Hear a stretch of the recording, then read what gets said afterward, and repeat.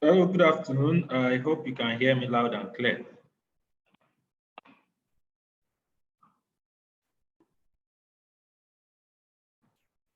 Uh, who are those online? Mr. James, can you hear me?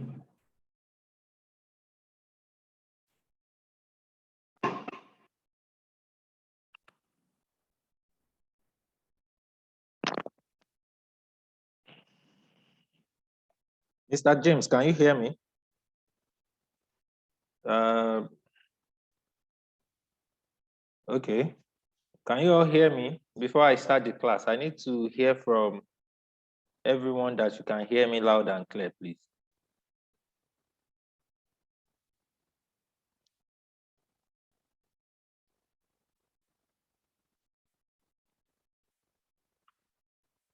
Mr. Odbu James, can you hear me?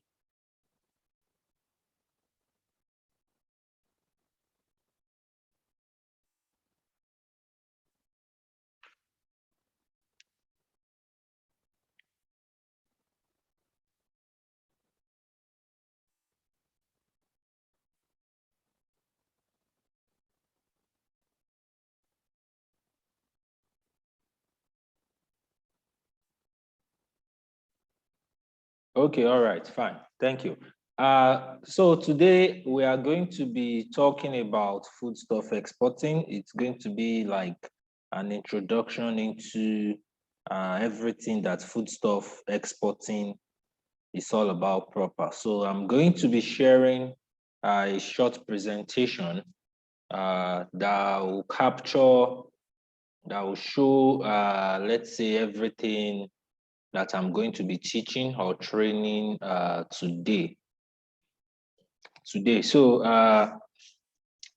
for those of us who were not in the class, the first class that we had, which was the orientation for the foodstuff export as a skill program, I explained a lot about how the program is going to run over the course of these 6 weeks. So I've shared the link and everything on our WhatsApp group, so you can just check all the audios and the videos also. So for all our classes, I'll be sending the audios and the videos so that we can just select whichever we know that it's okay.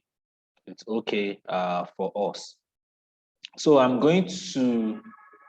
are going to be looking at introduction to foodstuff exporting. And so I'm sharing my slide now. I would like us to just let me know if you're actually seeing the presentation from your own end. So for those of us who maybe we are in office, we can't really talk loud right now, you can just use the chat. You can use the chat to send message to everyone or to me directly. You can use the chat also to send your questions also, so that that will let us know that you are actually with us.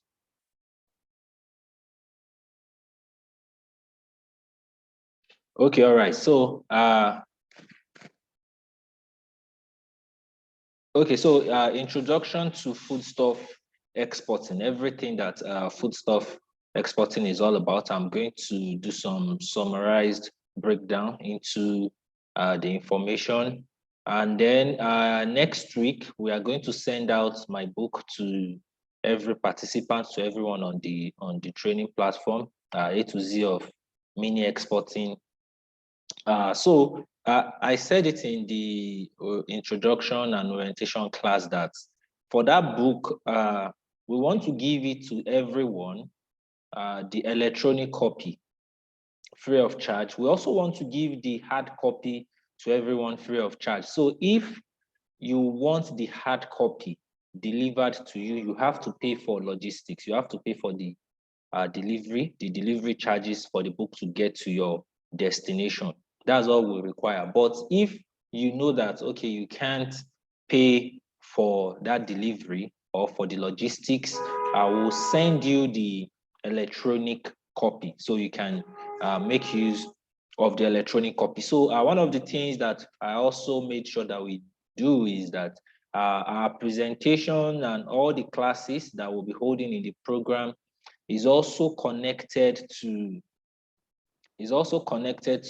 the, to the book in a way, so that by the time we send a copy of the book to everyone, as you are reading the book, listening to these classes, you can actually correlate between them all and understand exactly what we are trying to teach, what we are trying to train everyone. So like I've said, that the basic aim of this program is to make sure that everyone actually starts the business of foodstuff exporting. So in the third week, starting from the third week in the program, that is upper next week, we are going to start bringing in our facilitators, the other facilitators, to to come and be teaching us what their own topics, their own expertise. So that's how we are going to run the program. So from next week, Wednesday, hopefully, yes, next week, Wednesday, we are going to send out all the, for those that want the hard copies, just make sure to let me know. You can put it on the WhatsApp, on our WhatsApp. You can also send it to the admin directly so that they'll work on it. All you just have to do is let's know. Okay, Amatek, you can't hear me. Can you hear me now? Can the others hear me clearly? Can you all hear me clearly? I need to know if you can all hear me clearly.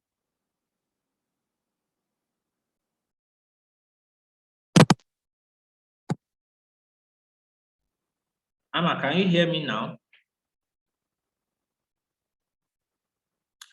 Okay, you are not connected. Your audio is not connected. So you have to connect to your audio. You have to connect to the audio.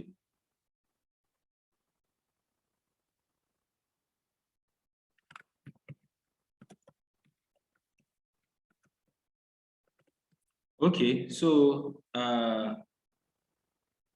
you just let me know which of the versions of the book you want. You can put it on the WhatsApp, and we'll just forward it to you.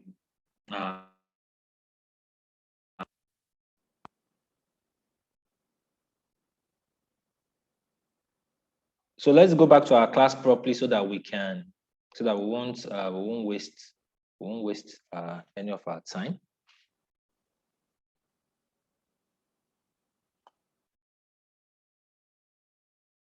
Okay.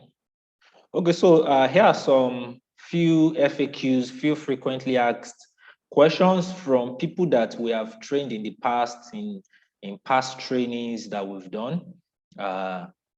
So these are some of it that I listed, and I'm going to run through them, explaining the answers one after the other. How do I start exporting foodstuffs? How do I start exporting foodstuffs? This is one of the questions that a lot of people ask us during our master classes, during our export training and all that. So one thing that you must have in mind, especially as you have come to this program, is that foodstuff exporting is just like building an everyday business, building your business. So it's not something that you just say, okay, I want to start exporting foodstuff. Then starting from today, or starting from right now, you start the business properly and you start making profit and you start turning in millions. So it might take you some time. It might take you some, a while.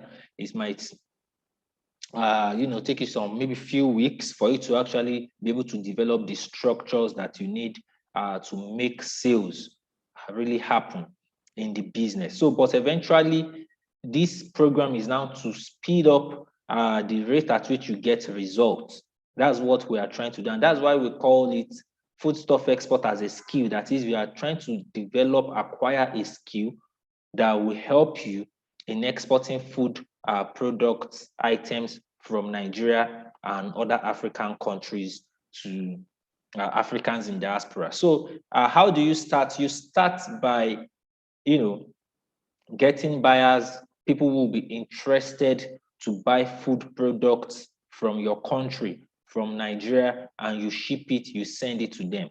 And in doing this, you also have to create some levels of structures and process in your own house, in your own office, from your own area, that will now be able to build the business over time for you. So that's how you start. You start where you are. You can start, maybe you are already working a 9 to 5 job. Maybe you are an undergraduate student.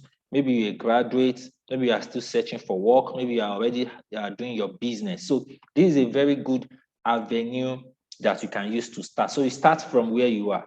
You can start as as a part-time. You can start it as a part-time business before actually going full-fledged into what we call exporting. So is it a must to use a freight agent? So in the course of the program, I'll be explaining what freight agents is all about, what they do, and how they will contribute in the value chain of foodstuff exports, how they will contribute and help you to develop your foodstuff export business. So the freight agent, what they just do is, when you process the food, when you are done with your packaging and everything that you want to ship out there, they will just take it up on your behalf and send it to the country where you are sending it to. So they will help you with the processing and all that. So you can make use of a freight agent if you want, and you can also make your shipment directly by your own self. If you feel like, okay, maybe I don't want anyone to help me, I want to do it by myself. So, but one of the reasons why we usually encourage you making use of agents or other people in the value chain is because it saves you lots of time in your processing. So now, what charges should I expect to pay when my goods arrive by air? That is, let's say you are overseas, you are in the diaspora, you are actually not in Nigeria. When your goods arrive that you've ordered for, what are the charges you are going to be paying, like logistics, like the airport charges, like the custom charges? So those are just the few charges that you have to pay over there. So if okay, since your goods are arriving by air, you pay the airport charges also. So what happens if my cargo is delayed? If your cargo is delayed, all you have to do is to contact the airline that carried your cargo. So the airline that carried your cargo is the company that you have to talk to in that, guys. Then, is it a must I get NAFDAC registration number? No, it's not a must you get NAFDAC registration number. It's not a must you get NAFDAC registration number because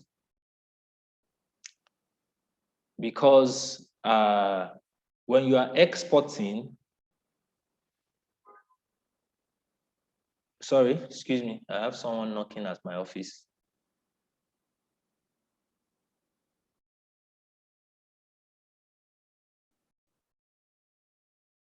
Please, just give me a minute. I have someone knocking at my office door, please.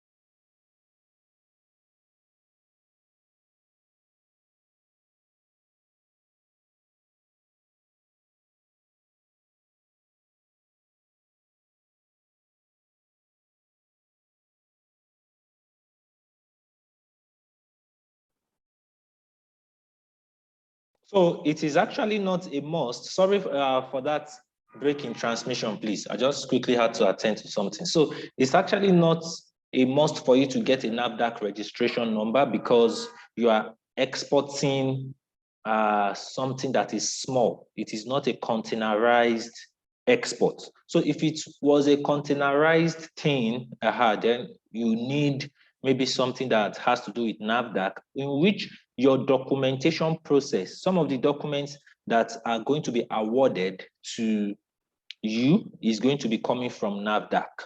So therefore, it's not going to be like, okay, you have to first get a NAFDAC registration number. No, you don't need a NAFDAC registration number for you to actually export your food stuff. And I'm going to explain. There are ways when you decide to export your food stuff, you can export from, let's say, you can make your own product, your own local commercial product, like maybe chili pepper, for instance, you branded it, maybe beans, maybe, whatever the product is, you brand it in your own, in the name of your company or in the name of your brand. Now, when you do this, you can decide for that product to have a NAFDAC registration number. So when that product has a NAFDAC registration number, what it does, it gives you a kind of acceptance. So it makes other people, like in other markets, to accept your product, that this product is going to be accepted in their own country easily, But if it's not, you don't want that to happen, there is no particular major rule that says that that product must have a NAFDAC number for it to be able to, go to other countries, except you are selling to, let's say, some particular stores or supermarkets overseas that actually says that, oh, this your product must have a registration number from NAFDAC before we can accept it or before we can sell it in our country. So except that, it's not a must that the product has a NAFDAC registration number. So without NAFDAC registration number, you can just make your shipment happen. So how do I get paid? Just normally, you make your shipment. Even before you make your shipment, when it comes to foodstuff export, most of the time your buyer would have paid you. So the buyer pays into your account. Could be your Naira account, could be your dollar account, depending on the agreement between you and the buyer. So whatever you guys have agreed on, maybe he's going to be paying you in Naira, maybe he's going to be paying you in dollars. You understand? So whatever you guys agree on is what he or she is going to pay you. And once that happens, you receive your payment. So that's how you get paid. You get paid by transfer. They are not in Nigeria, so it can't be cash. So you get paid by the transfer to your bank. So maybe you want them to pay you in other means. Maybe by other means, you let them know. You guys can discuss it, come to an agreement with it. So do I get paid in dollars or Naira? Well, you can either way get paid in Naira, and you can also get paid in dollars. It depends on the two of you. You guys come into an agreement, you talk, you agree on the kind of currency that you want your transaction to take, and that's what it takes. So it depends on the agreement between both parties. So now the business overview, I wrote this so that we can have like an important view of what the foodstuff export market is all about, what the foodstuff export market is all about. So what do you know of the Nigerian African community abroad? Like the Nigerian African community, what do you know about it overseas and in diaspora? So according to what's actually happening in Nigeria currently, we know that Nigerians in diaspora, they are population keeps on increasing and increasing every day. You know, every now and then, the population of Nigerians in diaspora keeps increasing. So you have people traveling out, you know, so the population, the brain drain is increasing in Nigeria, and the population of Nigerians is also increasing overseas every day. So you have Nigerians in Ghana, you have them in Kenya, you have them in South Africa, Australia, everywhere around the world. And one very important thing about Nigerians is wherever they meet themselves, they still try to incorporate the cultures of our land, of our country, even right there. So which means that one of the things they do is still to try to dress the way they dress here in Nigeria, is still to eat what they eat right here in Nigeria. You know, so these are some of the things that happen with Nigerians overseas. And because of that, we are able to tap into supplying them products, foodstuffs, and other things. So do you know that Nigerians abroad remit $65.34 billion within 3 years? So this is actually one of the data that I got while I was researching remittance of Nigerians in diaspora to the country, which is all in the book that I said we are going to be sending out to everyone. So in 3 years, within 3 years, Nigerians in diaspora have sent $65.3 billion to Nigerians. Maybe by transaction of a particular business, maybe by sending it to their family, you know, for upkeep. Maybe they bought properties in Nigeria. Maybe they are trying to make investments in Nigeria, or whatever the case may be. Whatever the case may be, they've been able to remit this amount of money within 3 years to Nigeria. So what's your plan? What's your take on this? So you can see that the money coming in from Nigerians in diaspora to Nigeria as a country is huge. And the best thing you can say is to, you know, have your own cut in this huge cake. So according to World Bank data, Nigerian diaspora remittance in 2018, it was $24.31 billion that was sent in. In 2019, it was $23.81 billion that was sent in. In 2020, we had $17.21 billion that was sent in.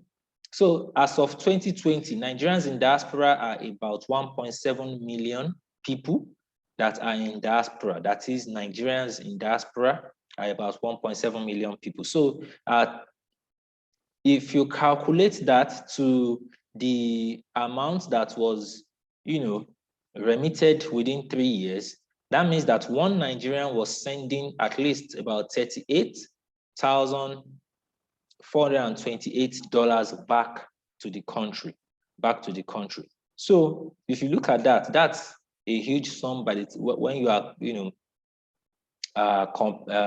changing that back to Naira, and all that's hundreds of millions of Naira. So which means that if you actually look at it and say, okay, how can I position myself, my business, to tap into these remittances? So that's one of the simplest way you can do that, is through foodstuff exporting, by exporting foodstuff to these countries. Okay, then what do you need to start? What you need to start, you need your mobile phone, your internet, you need your bank account, an active one. You need your email address, so that should, in case maybe someone wants to order something from you and they have to send you an email and all that. Then understanding the business model itself, the business of foodstuff exporting, you must understand that, and you must now have the desire, you know, and the determination to actually build a business out of foodstuff exporting, to build a business out of this industry. So simple information on exporting. As a foodstuff exporter, you are the one sending out the items overseas. You are the one sending now the item, you are the one making the shipment. That's why you are the exporter. That's why you are the exporter. So then the receiver is the buyer or importer. The receiver is the one who actually made the order from you. Who made the order from you? Who made the order from you? That's the receiver. He's the buyer, and you can also call him the importer. So the shipping or the freight agent is the one that helped you in the processing of the shipment. You know, we've mentioned this freight agent before. So you can also call this the freight agent your shipper, who handles your consignment, whatever you want to ship out, whatever you want to send, and do the processing and everything that is involved on your behalf for it to get to the destination that it's going to. So the process of sending your foodstuff product overseas is exporting, because it's a cross-border trade. So as you are shipping from one country to another, that's called exporting. That is, if I send my gari from Nigeria, from Lagos, Nigeria to Ghana, from Lagos, Nigeria to Niger, from Lagos, Nigeria to Cameroon, to Kenya, to Uganda, to South Africa, to Australia, that's exporting. So even if the country is just beside you, just beside us, and you are selling to them over there, you are still exporting. So not until you export to the US, to the UK, Dubai, and co, even around us, you are still exporting. You are still exporting.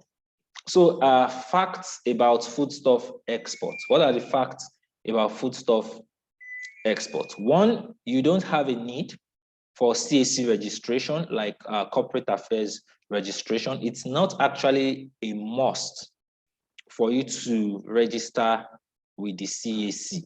I'm not saying it's not good. You can, register like a business name, enterprise, because what you are leveraging on, or what you are going to use in your foodstuff export, is air freight, sending through the airport and all that. But if you are using sea freight, it's very different, because when it comes to sea freight, you can't make use of business name or enterprise. It has to be a limited liability company. So for foodstuff export, you don't need a CAC registration that much. You can if you want to, but it's not a must that, oh, maybe if you don't register with the CAC, you can't export foodstuff. You can.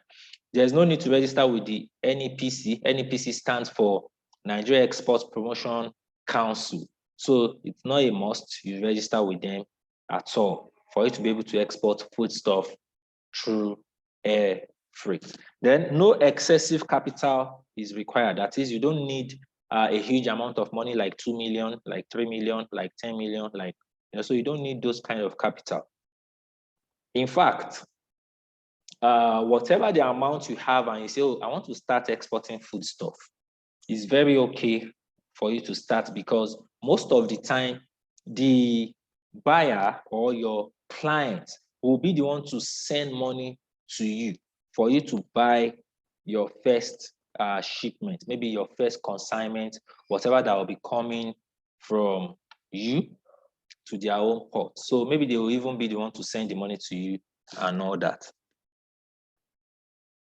Then you can start the business as a part-time business.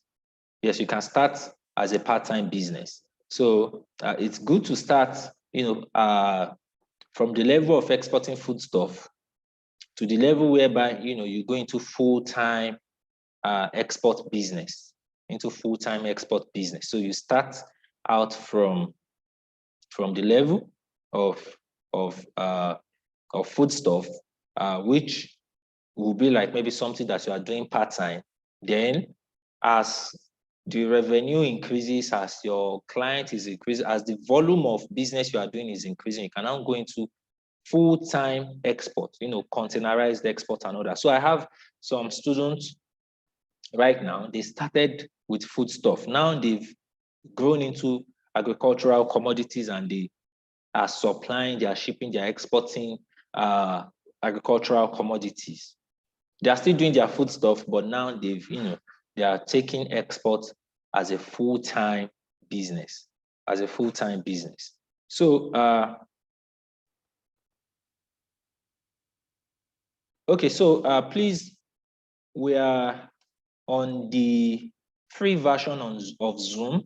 So we have a remaining time of 8 minutes. So if your Zoom logs you out, just use the same link to log back into the class. I'm going to restart the link immediately that happens. So the entry value chains for foodstuff exporting, this value chains means that if I want to start in this business, is it a must I start as a foodstuff exporter? Is it a must I start as someone who is actually packaging the food and processing and sending it overseas or abroad? Can I come into this business in other ways? Can I add value in other ways and I'll get returns and I'll get money for it? Yes. So it's not a must. There are different value chain in which you can enter into the business. You can enter as a foodstuff broker or merchant. So as a foodstuff broker, I mean that you can, be selling foodstuff, buying and selling of foodstuff. That's one way you can enter into the business. You can be a foodstuff export broker, someone that just introduce buyers, connect them to, producers, local producers here in Nigeria, here in the country. So that might be what you do, just connect them to each other and make business happen between them. Another way is you could be the foodstuff exporter, the one that will source the commodity, process, package, and send it to the buyer overseas. And you can be the air freight logistics person. So the air freight logistics person, like for instance, I know one of us is in Abuja. I know some of us is in Abuja, some of us are in the east, some of us are in the south. I don't know if any of us is in the north, is attending from the northern part of the country. But for those of us that are actually not in Lagos, for instance, you are not in Lagos State. Lagos is like the state where they have the Murtala Mohammed International Airport, which is always very busy, a lot of flights coming in, going. So because of that, the biggest cargo handlers,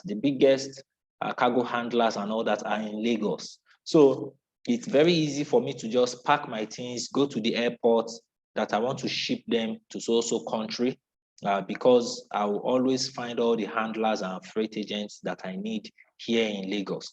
But if you look at it from the other side, that what if you are not living in Lagos? What if you are in Kano?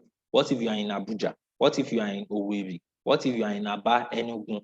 What do you do? So you can be the one, providing that service of an air freight logistics person in your location because it is far away from Lagos. So in this training program, by the time we come to the end of everything, you would have known how all these value chain runs, that it will now help you to determine where you want to come into the business, or where you want to start in the business. So you might say, oh, let me start as an air freight logistics person. You still make your money from that. You can start as an exporter yourself. You can start as a broker. You are still making your money. So I have some people that what they started with is they export the foodstuff. Later on, they went into logistics. Some of them stopped exporting foodstuff and went into the logistics full time. Some stopped logistics, went into exporting food full time. So these are the kind of value chain that you can start with, that you just have to understand whichever part of the value chain works better or works for you. So how to start? So how do you start the business? So thankfully, technology has changed a lot of things, the dynamics of trade, of business in the world right now, that for you to start the business of foodstuff exporting is not necessary. I won't necessarily recommend that, travel out of the country or go to the US, go to the UK so that you can get someone to do this business with. So you can do all this digitally from your phone, from your laptop, from the internet that you have with you. So how do you start? So first thing, where is your strength? Where do you think your strength is? Is it in the US? Is it in UK, the EU? So where do you know or have the strongest network of Africans or Nigerians in diaspora? That is maybe from your past experience, from your past, when you look at how you grew up, the school you attended, the mosque where you prayed, the churches where you attended, where you fellowship, the salon that you usually go to, the people you've met, maybe the parties, the association that you belong to. Who are the people that you've met? They've all traveled out of the country. They are no longer in Nigeria. Can you actually list them all out? Can you just do a mental check and look at it? Okay, I know more people in the UK, or I know more people in the US, or I know more people in Dubai. I know more people here. And so you can try to look at where exactly your strength is. So that will now help you to analyze your market, analyze how you want to enter into foodstuff exporting. So do you want to enter into foodstuff exporting by, producing your own product that will be branded in the name of your company, or maybe your own brand, your own name, your own logo, everything, branded your own product? Or maybe you actually just want to go to the market, source the raw material, process it. If it needs drying, you dry it. If it needs, salting, you salt it, make sure it's dried, well dried. Maybe it's sun dried or oven dried, all this, then you pack it inside your nylon or your bag or your sack or whatever to keep it safe and healthy so that it doesn't spoil. And that's how you do your shipment. So you just go to market, you buy, you process, you package it, and you ship. Or maybe you actually buy, you process, you brand, you do your packaging for it. And when you are doing when you are producing, branded or locally packaged products like that, that means you can sell them locally, and at the same time you can export. You can sell them locally, at the same time you can export. Them. So whichever the choice is for you, you have to select one by analyzing your market intact. So make contact with Nigerians, Africans in diaspora.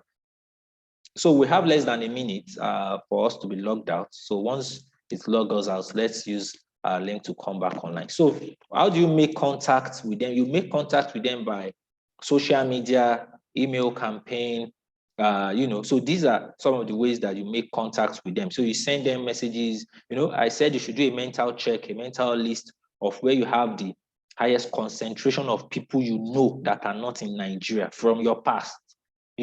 Just list. You can take a pen, a paper, just start listing people, list every one of them there. So from there, you now know how to start sending them messages. So it could be through WhatsApp, maybe the ones you have their contacts. The ones you don't have their contacts, it could be through Facebook Messenger.